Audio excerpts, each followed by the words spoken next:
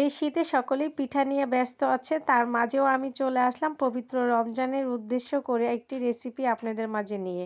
যারা রমজান মাসে মুড়ি মাখা খেতে পছন্দ করেন তারা এটা দিয়ে মুড়ি মাখিয়ে খেয়ে সারাদিন না খেয়ে থাকা অনাহারের মুখের স্বাদ যেন আরও বেড়ে যাবে। আসসালামু আলাইকুম, ওয়েলকাম টু মাই চ্যানেল। কেমন আছেন আমার প্রিয় ভাই ও বোনেরা? আশা করি সকলেই ভালো আছেন। এখানে আমি কিছু আমলকি নিয়ে দেখতেই পাচ্ছেন, সরিষার তেলে দিয়ে দিলাম। দিয়ে এটাকে আমি ভালোভাবে একটু ভেজে নিব। এটাকে নাড়ার উপরে রাখতে হবে, জালটাকে মিডিয়াম করে রেখে দিতে হবে, ভেজে নিতে হবে। যখন হালকা এটা সিদ্ধ হয়ে যাবে তখন আমি কিছু রসুনের খোয়া এখানে দিয়ে দিব। দেশি রসুনের খোয়া দিচ্ছি আমি। আপনারা চাইলে ইন্ডিয়ান রসুনটাও দিতে পারেন। আমি বেছে নিয়েছিলাম, বেছে এখানে দিয়ে দিয়েছি। আর রসুন, আমলকি এগুলো শরীরের জন্য অনেক উপকারিতা। এটা তো আপনারা জানেনই, এটা নতুন করে বলার কিছুই নেই। এটা যখন ভালোভাবে একটু ভাজা হয়ে যাবে তখন এখানে আমি দিয়ে দিব চিনি। আপনারা মিষ্টি যেরকম খাবেন ওরকম অনুমান করেই দিবেন। তারপরে এটাকে ভালোভাবে আমি নেড়ে চেড়ে নিব কিছুক্ষণ। তারপর এখানে আমি পরিমাণ মতো লবণ দিয়ে দিব। দেওয়ার পর আবার একটু ভালোভাবে নেড়ে চেড়ে নিতে হবে এটাকে। তারপরে এখানে আমি 40টা বোম্বাই মরিচ নিয়েছি, কারণ এটা যেহেতু মুড়ি দিয়ে খাবো তাই মুড়ি মাখায় কিন্তু বোম্বাই মরিচটা হলে আর কিচ্ছু লাগে না।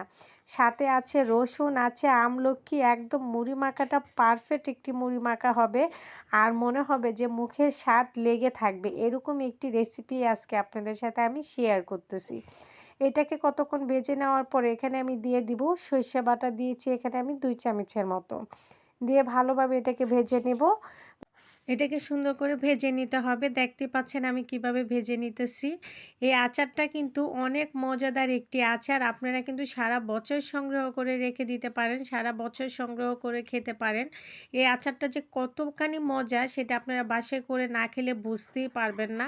আর দেখতে পাচ্ছেন কত সুন্দরভাবে হয়ে গিয়েছে। যেরকম এখন আমি দিয়ে দিচ্ছি এখানে কিছু পুদিনা পাতা, আর এখানে ধনে পাতা আমি শুকিয়ে রেখেছিলাম। শুকিয়ে রেখে এটা আমি দিয়ে দিচ্ছি। পুদিনা পাতা, বোম্বাই মরিচ, রসুন, আমলকি এইগুলো দিয়ে যখন আপনি মুড়িটা মাখাবেন মুখে যেন আপনার স্বাদ লেগেই থাকবে। তারপর এখানে দেখেন আমি 5 চামচের মতো দিয়ে দিয়েছি 5 ফোড়নের গুঁড়ো। এখানে কিন্তু আমি মরিচের গুঁড়োটা ব্যবহার করি নাই, যেহেতু এখানে আমি 40টা বোম্বাই মরিচ দিয়েছি। আর একদম পুরা পাকের ঘর ঘ্রাণে ভরে গিয়েছিল। এত সুন্দর একটি ঘ্রাণ বের হচ্ছিল যে আমি আপনাদেরকে বলতে বুঝাইতে পারবো না। দেখতে পাচ্ছেন এরকম একটু তেল তেল থাকতে হবে, কারণ এটা দিয়ে মুড়িটা মাখিয়ে যখন খাবেন, এটা দিয়ে যখন মুড়িটা মাখিয়ে খাবেন অনেক ভালো লাগবে। আর অবশ্যই আমার কথা মনে পড়বে যে আপু খুব সুন্দর একটা রেসিপি দিয়েছে আমাদের কাছে রমজান মাসের জন্য। তো এই পর্যন্তই ছিল আমার আজকের এই রেসিপিটা। যদি ভালো লেগে থাকে আমার চ্যানেলটাকে সাবস্ক্রাইব করে রাখবেন, পাশে থাকা বেল আইকনটা ক্লিক করে দিবেন যাতে আমার নতুন যে কোনো ভিডিও আপলোড হওয়ার সঙ্গে সঙ্গে নোটিফিকেশন চলে যায়।